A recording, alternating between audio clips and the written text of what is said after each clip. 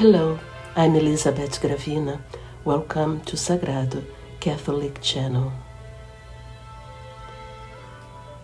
The Way by Josemaria Escrivá, Part 12.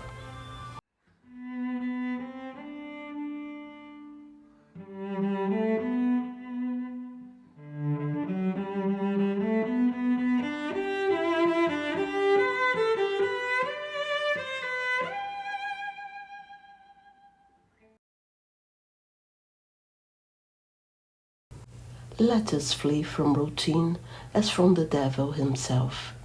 The great means to avoid falling into this abyss, the grave of true piety, is constant presence of God. Have only a few private devotions, but be constant in them. Don't forget your childhood prayers, learned perhaps from your mother's lips. Say them each day with simplicity, as you did then. Don't omit the visit to the Blessed Sacrament. After your usual vocal prayer, tell Jesus, really present in the tabernacle, of the cares and worries of your day, and you will receive light and strength for your life as a Christian. How truly lovable is the sacred humanity of our God.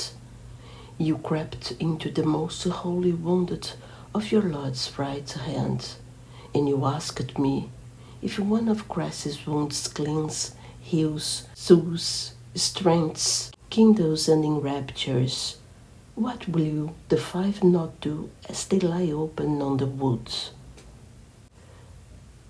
The way of the cross. Here indeed you have a sturdy and fruitful devotion. Spend a few moments each Friday going over those 14 points of our Lord's Passion and Death. I assure you that you will gain strength for the whole of the week. Christmas devotion. I don't smile when I see you making cardboard mountains around the crib and placing simple clay figures near the manger. You have never seemed more a man to me than now, when you seem to be a child. The Holy Rosary is a powerful weapon. Use it with confidence, and you will be amazed at the results. Saint Joseph, Father of Christ, is also your Father and your Lord. Ask him to help you. Saint Joseph, our Father and Lord, is a teacher of the interior life. Place yourself under his patronage, and you feel the effectiveness of his power. Speaking of Saint Joseph in the book of her life, Saint Teresa says, whoever fails to find a master to teach him how to pray should choose this glorious saint and will not go astray. This advice comes from an experienced soul. Follow it. Have confidence in your guardian angel. Treat him as a lifelong friend. That is what he is, and he will render you 1,000 services in the ordinary affairs of each day. Win over the guardian angel of that person whom you wish to draw to your apostolate. He is always a great accomplice. If you remember the presence of your own angel and the angels of your neighbors, you would avoid many of the foolish things which slip into your conversations. You are amazed that your guardian angel has done you such obvious favors, and you should not be amazed. That's why our Lord has placed him beside you. You say that in such surroundings there are many occasions of going astray. That's true, but is there not also the presence of the guardian angels? If you call upon your guardian angel at the moment of trial, he will protect you from the devil and will bring you holy inspirations. How joyfully the holy guardian angels must have obeyed that soul who said to them, Holy angels, I call on you, like the spouse of the Song of Songs. Ut nuncietis ei quia amore langueo, to tell him that I languish with love. I know you will be glad to have this prayer to the holy guardian angels of our tabernacles. O angelic spirits that guard our tabernacles, wherein lies the adorable treasure of the Holy Eucharist, defend it from profanation and preserve it for our love. Drink at the clear fountain of the Acts of the Apostles. In the 12th chapter, Peter, freed from prison by the ministry of angels, comes to the house of the mother of Mark. Those inside will not believe the girl who says that Peter is at the door. Angelus ejus est. It must be his angel, they said. See on what intimate terms the early Christians were with their guardian angels. And you, the holy souls in purgatory, out of charity, out of justice, and out of excusable selfishness, they have such power with God. Remember them often in your sacrifices and your prayers. May you be able to say, when you speak of them, my good friends, the souls in the purgatory. You ask me why I always recommend, with such insistence, the daily use of holy water. I could give you many reasons, but none better than that of the Saint of Avila. From nothing do evil spirits flee more, never to return, than from holy water. Thank you, my God, for that love for the Pope you have placed in my heart. Who told you that it is not mainly to make novenas? These devotions are mainly when it is a man who performs them in a spirit of prayer and penance. Chapter 26. Faith. There are some who pass through life as through a tunnel, without ever understanding the splendor, the security, and the warmth of the sun of faith. With what infamous lucidity does Satan storm against our Catholic faith? But let us tell him always, without stopping to argue, I am a son of the Church. You feel a gigantic faith. He who gives you that faith will give you the means. It is St. Paul who tells you, apostolic soul, the just man lives by faith. How is it that you are letting your fire die out? Faith. It is a pity to see how abundantly many Christians have it on their lips, and how sparingly they put it in their actions. One would think it is a virtue to be preached only, and not one to be practiced. Humbly ask God to increase your faith, and then, with new lights, you will fully appreciate the difference between the paths of the world and your way as an apostle.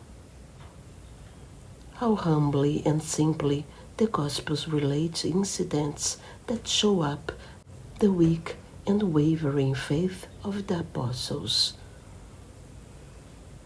so that you and I won't lose hope of someday achieving the strong, unshakable faith those first few afterwards had. How beautiful is our Catholic faith! It provides a solution for all our anxieties, calms our minds, and fills our hearts with hope. I'm not one for miracles. I have told you that in the Holy Gospel I can find more than enough to confirm my faith, but I can't help pitying those Christians, pious people, apostles, many of them, who smile at the idea of extraordinary ways, of supernatural events. I feel the urge to tell them, yes, this is still the age of miracles. We too would work then if we had faith. Stir up that fire of faith. Christ is not a figure that has passed. He is not a memory that is lost in history. He lives. Jesus Christus erit toti, ipsi et in secula, says St. Paul. Jesus Christ is the same today as he was yesterday and as he will be forever. If your faith were the size of a mustard seed, what promises are contained in these exclamations of the Master? God is the same as always. It is men of faith that are needed. And then there will be a renewal of the wonders we read of in the Gospel. Et non est abbreviata manus Domini. God's arm, his power, has not grown weaker. They have no faith, but they have a plenty of superstitions. We laughed and, at the same time, felt sorry when that strong character became alarmed on hearing a particular word, which of itself meant nothing, but for him was unlucky, or on seeing someone break a mirror. Omnia possibilia sunt credenti. Everything is possible for anyone who has faith. The words are Christ's. How is it that you don't say to him with the apostles, increase my faith? Chapter 27. Humility. When you hear your success being applauded, let there also sound in your ears the laughter you provoked with your failures. Don't wish to be like the gilded weathercock on top of a great building. However much it shines and however high it stands, it adds nothing to the solidity of the building. Rather be like an old stone block hidden in the foundations, underground, where no one can see you. Because of you, the house will not fall. The more I am exalted, Jesus, the more I want you to humble me in my heart, showing me that I have been and what I will be if you leave me. Don't forget that you are a dustbin.